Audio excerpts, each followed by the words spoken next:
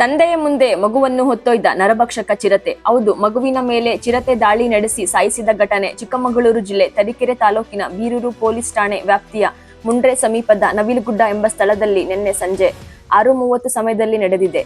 ಬಾಗಲಕೋಟೆ ಜಿಲ್ಲೆ ಅನಗುಂದ ತಾಲೂಕಿನ ರಾಮತಳ ಎಂಬ ಗ್ರಾಮದ ಬಸವರಾಜ್ ಮತ್ತು ರೇಣುಕಮ್ಮ ದಂಪತಿ ಪುತ್ರಿ ಸಾನ್ವಿ 5 ವರ್ಷದ ಮಗು ಚಿರತೆ ದಾಳಿಯಿಂದ ಮೃತಪಟ್ಟಿದ್ದಾಳೆ. ಘಟನಾ ಸ್ಥಳಕ್ಕೆ ಭೇಟಿ ನೀಡಿದ ತರೀಕೆರೆ ಶಾಸಕರಾದ ಜಿಎಸ್ ಶ್ರೀನಿವಾಸ್ ಅವರು, ಅರಣ್ಯ ಅಧಿಕಾರಿ DFO Ravindra Kumar, ACF Ummar Basha, RFO Asif Ahmed ಘಟನಾ ಸ್ಥಳಕ್ಕೆ ಭೇಟಿ ನೀಡಿ ನಂತರ ಮಗುವನ್ನು ಕಳೆದುಕೊಂಡ ಕುಟುಂಬಸ್ಥರಿಗೆ 20 ಲಕ್ಷದ ಚೆಕ್ ನೀಡಿ ಸಾಂತ್ವನ ಹೇಳಲಾಯಿತು. ತರೀಕೆರೆಯ DYSP Parashuramappa, assistant commissioner Natesh, Tarikere tahsildar Vishwajit Mehta ಘಟನಾ ಸ್ಥಳಕ್ಕೆ ಭೇಟಿ ನೀಡಿದರು. ಇದುವರೆಗೂ ನಾಯಿಗಳನ್ನ ತಿಂತಿದ್ದು, ಕುರಿಗಳನ್ನ ತಿಂತಿದ್ದು, ಅಂತ ಪ್ರಾಣಿಗಳನ್ನ ತಿನ್ಕೊಂಡು ಹೋಗ್ತಾ ಇದ್ವು. ನಮ್ಮ ಕ್ಷೇತ್ರದಲ್ಲಿ ಪುಟ್ಟಿರೋ ಮಟ್ಟಿಗೆ ಪ್ರಪ್ರಥಮವಾಗಿ ಒಂದು ಚಿರತೆ ಒಂದು 5 ವರ್ಷದ ಹೆಣ್ಮಗುವನ್ನ ಸಾಯಿಸಿದೆ. ಅದು ಎತ್ಕೊಂಡೋಗಿದೆ ತೋಟದಲ್ಲಿ ಕಾಯ್ತಿದ್ದ ಹೆಣ್ಣು ಮಗುವನ್ನ. ನಿಜಲ್ಲೂ ಕೂಡ ಇದು ತುಂಬ ದುಃಖಕರವಾದ ವಿಚಾರ. ಈಗ ಸತ್ತೋಗಿರತಕ್ಕಂಥವ್ರು ಬಾಗಲಕೋಟೆ ಜಿಲ್ಲೆಯವರು.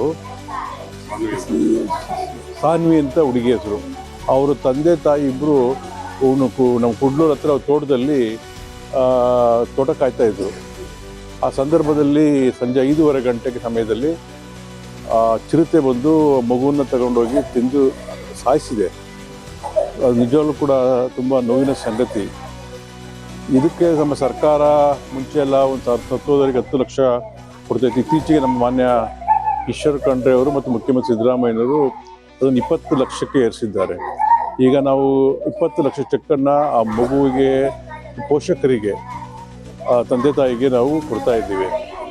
ಜೊತೆಗೆ ಆ ಒಂದು ಮಹಿಳೆಗೆ, ತಾಯಿಗೆ 4 ವರ್ಷದ ತನಕ 4,000 ಮಾಸಾಶನ ಮಂತ್ಲಿ ಪೆನ್ಷನನ್ನು 5 ವರ್ಷ ಪೆನ್ಷನನ್ನು ಕೊಡ್ತೇವೆ.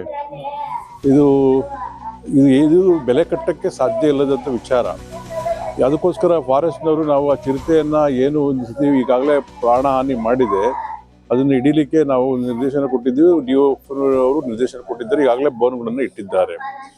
ಆ ಭಾಗದ ನಿಜವೂ ಕೂಡ ತುಂಬ ನೋವಿನ ಸಂಗತಿ, ಆಶ್ಚರ್ಯಕ ಸಂಗತಿ ಇದುವರೆಗೂ ನಾವು ಆನೆಗಳು ಕೆಲವರು ಮನುಷ್ಯ ಸಾಯಿಸಿದ್ರು ಕೇಳಿದ್ದೀವಿ ನಮ್ಮ ಕ್ಷೇತ್ರದಲ್ಲಿ, ಬೇರೆ ಕ್ಷೇತ್ರದಲ್ಲಿ. ಆದರೆ ಚಿರತೆ ಮನುಷ್ಯ ಸಾಯಿಸಿದ್ರು ಇದು ಪ್ರಥಮ ನನಗೆ ಗೊತ್ತಿರೋದಾಗೆ. ಅದಕ್ಕೋಸ್ಕರ ಅವ್ರ ತಂದೆ ತಾಯಿಗೆ ಅವ್ರಿಗೆ ಮಗುವಿಗೆ ಆತ್ಮಶಾಂತಿ ಸಿಗಲಿ ಅಂತ ಹೇಳ್ತಾ, ನಾವು ಇಲ್ಲಿಂದ ಮಗುವನ್ನ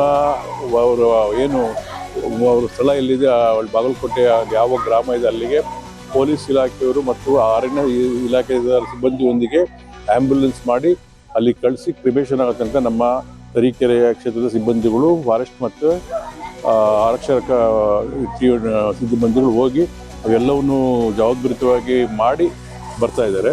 ಇದಕ್ಕೆ ಬೇಕಾದ ತಕ್ಷಣ ನಮ್ಮ ಪೊಲೀಸ್ ಇಲಾಖೆಯವರು ಮತ್ತು ಅರಣ್ಯ ಇಲಾಖೆಯವರು ತಕ್ಷಣ ಕಾರ್ಯಪ್ರವೃತ್ತರಾಗಿ ಮಗುವನ್ನು ಹುಡುಕಿ ಅದನ್ನು ತಂದು ಇವತ್ತು PM ಎಲ್ಲ ಮಾಡ್ತಾ ಇದ್ದಾರೆ. PM ನಡೀತಾ ಇದೆ. ಇನ್ನೇನು ಕೆಲವು ಗಂಟೆ PM ಆಗಿದ ತಕ್ಷಣ ನಾವು ಅವ್ರನ್ನ ಆ ಚೆಕ್ಕನ್ನು ಕೊಟ್ಟು ಅವ್ರನ್ನ ಇಲ್ಲಿಂದ ಅವರ ಒಂದು ಸ್ಥಳಕ್ಕೆ ಕಳಿಸ್ಕೊಡ್ತೀವಿ. ಬೋನ್ಗಳು ಎಷ್ಟು ಬೇಕಾದ್ರೆ ಮೊಬೈಲೈಸ್ ಮಾಡ್ಬೋದು. ನಮ್ಮ ಸರ್ಕಾರ ಫಾರೆಸ್ಟ್ ಇಲಾಖೆಗೆ 10 ಮೊಬೈಲೈಸ್ ಮಾಡ್ಬೋದು. ಒಂದೇ ಹತ್ರ ಇರುತ್ತೆ ಅಂತೇನಲ್ಲ, ಒಟ್ಟು ಡಿಪಾರ್ಟ್ಮೆಂಟಲ್ಲಿ ಇರ್ತವೆ. ಎಲ್ಲಿ ಅವಶ್ಯಕತೆ ಇದೆ ಅಲ್ಲಿ ತರಿಸ್ಕೊಂಡು ಮಾಡ್ತಾರೆ. ಈಗಾಗಲೇ ಬೋನ್ಗಳು 2 ಇಟ್ಟಿದ್ದೀರಲ್ಲ?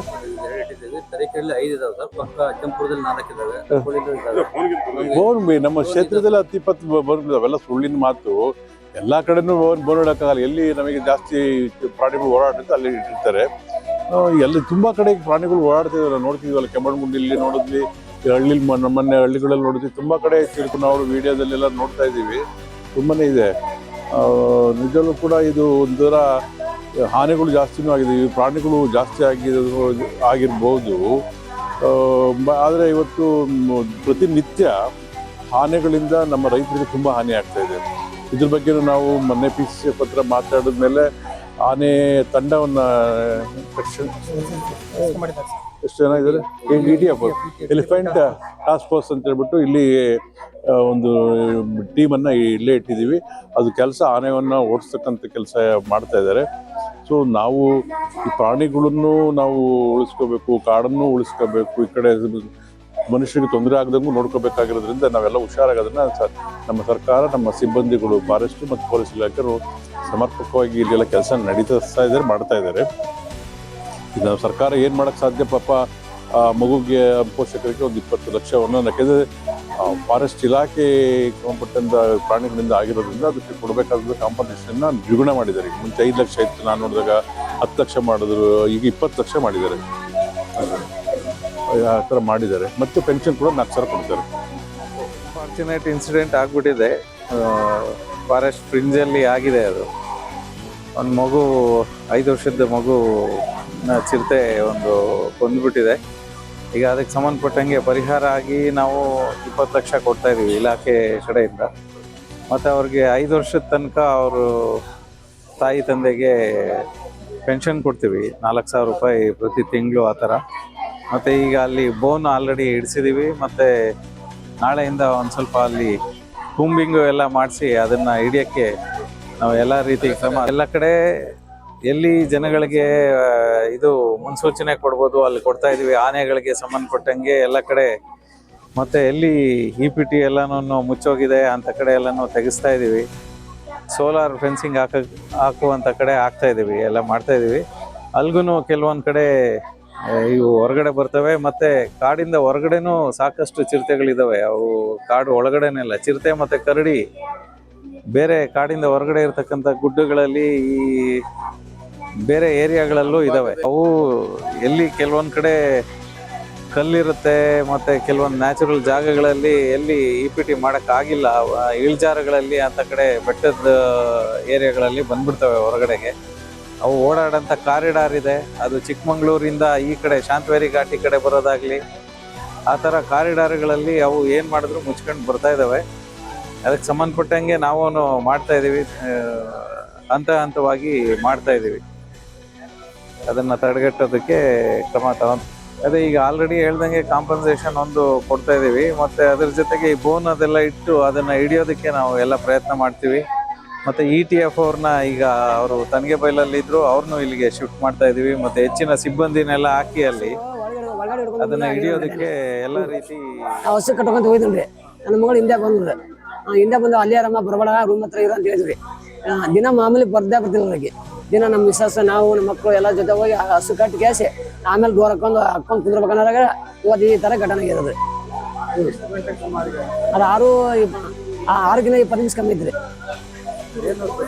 ಯಾವ್ದ್ರೆ ನಮ್ಮ ಸ್ವಂತ ಊರು ರಾಮತಾಳ್ರಿ, ಜಿಲ್ಲಾ ಬಾಗಲಕೋಟೆ, ತಾಲೂಕು ಹುಣಗುಂದ್ರಿ.